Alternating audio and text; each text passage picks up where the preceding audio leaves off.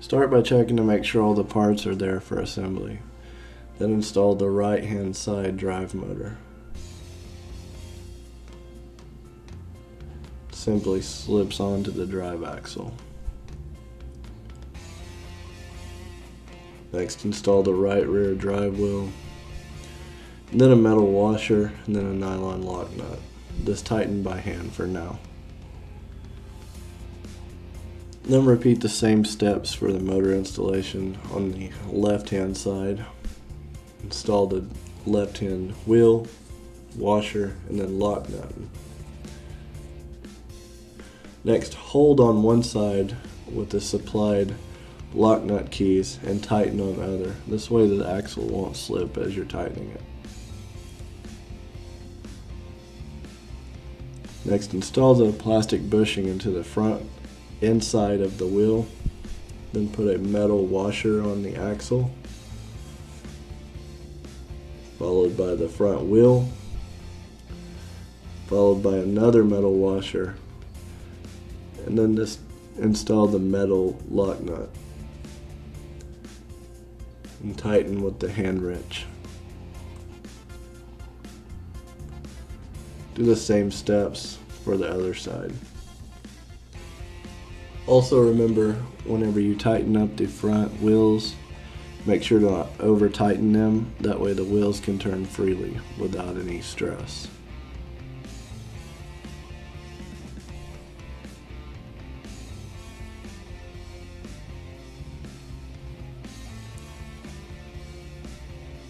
Next, install the metal steering rod in through the steering motor and up through the vehicle body and dash. Careful not to damage any of the wiring underneath the dash.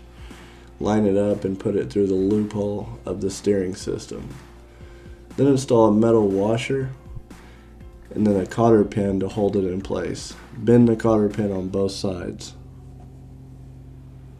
Next, slide the actual steering wheel onto the steering rod and install the machine screw through and then the lock nut. Next, it's time to hook up the vehicle wiring. Start by connecting the drive motor wires, as you can see here in the video.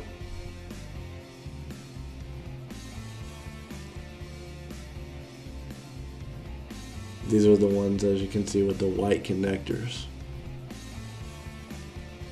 Then most importantly, connect the battery cable wire. This is the red wire going to a fuse box. Simply plug it into the connector under the battery cover.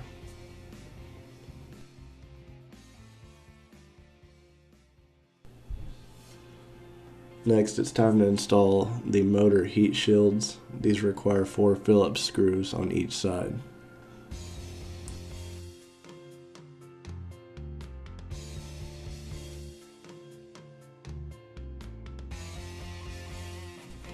Now at this point, it's time to test the remote control system. Simply put batteries in the remote and screw the antenna in.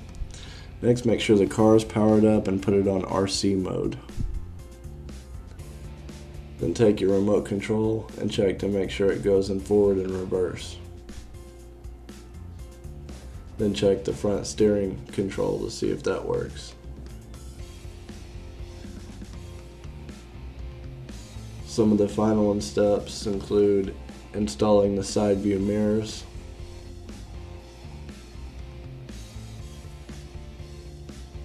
and then also the 4 hubcaps on each wheel, and finally the seat.